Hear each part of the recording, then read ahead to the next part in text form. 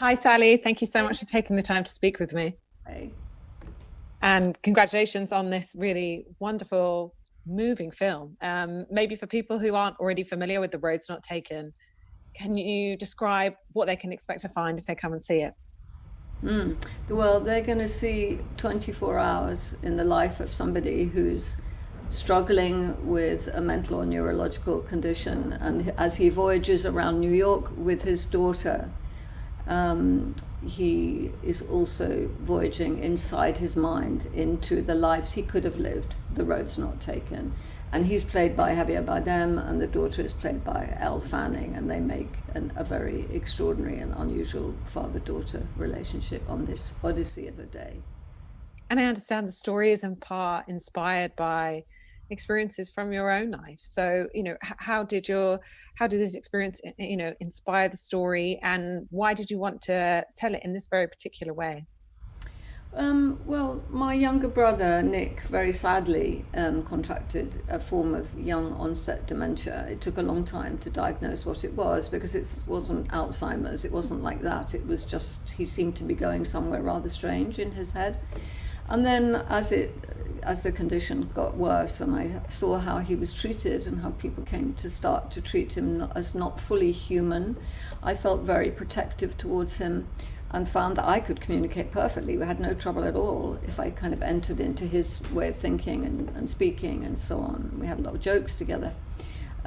So I thought it would be gradually thought it would be interesting to try and make a story that portrayed somebody in that condition, not as a victim, but as somebody going somewhere extraordinary in their mind. And these let's say, difficulties in the structure of the brain were actually allowing a kind of time and space travel, if you like, of a certain sort. And then when my brother finally sadly passed away from pneumonia related to the condition, that spurred me into wanting to make a film in his name that didn't, let's say, try and disguise the difficulties and the humiliations that people of that kind experience, but nevertheless help us to interpret it in a different way. And I should add, the film is not a portrait of my brother. He was a very, very different person altogether than the character played by Javier Bardem. So it became fiction, but it was inspired by things I had witnessed in real life, yeah. And you've got an absolutely incredible cast, not least, Laura Linney and Selma Hayek, but right at the center, Javier Bardem and Elle Fanning.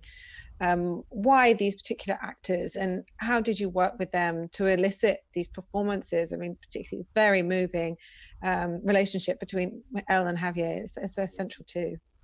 Well, in the case of Elle, I've worked with her before. She's an absolutely extraordinary young actor. I feel very, very close to her, and she has a very empathetic relationship with experiences she hasn't had directly herself, but she can imagine what it might be like to have.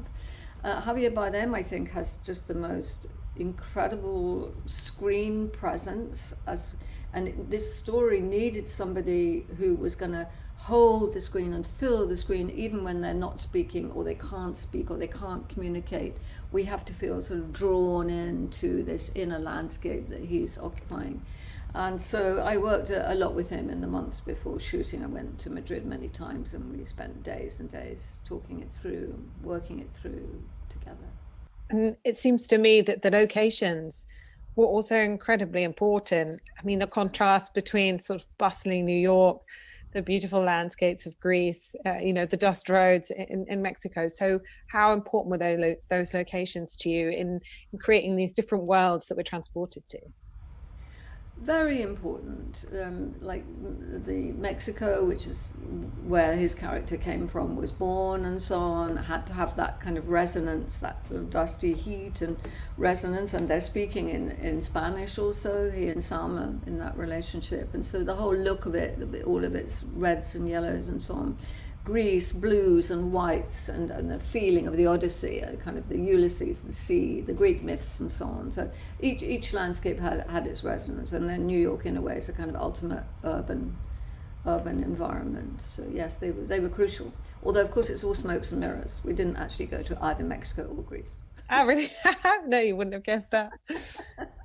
And how does it feel to you to have to release this, I guess, kind of coming out of lockdown, but still mid-pandemic. And do you think that will change in any way, the way the story will resonate with people? Well, I hope it'll resonate even more, because I think now everybody is faced with, how do you care for people that are sick?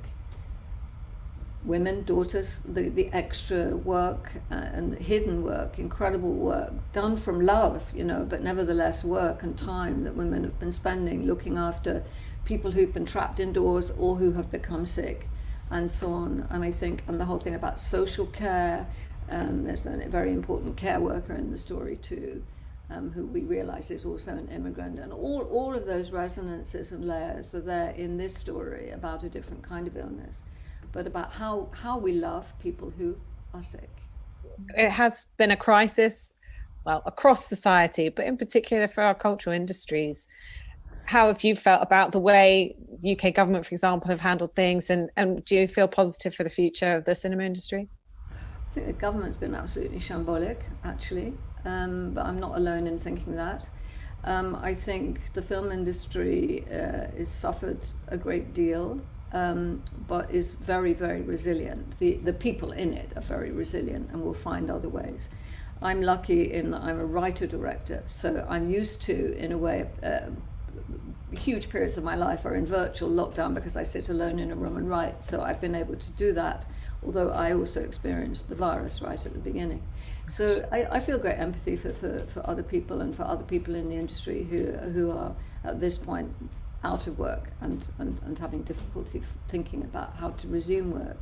But I think it's all about flexibility and inventiveness in the face of just another obstacle. We have to find ways, new ways, different ways of working with the moving image.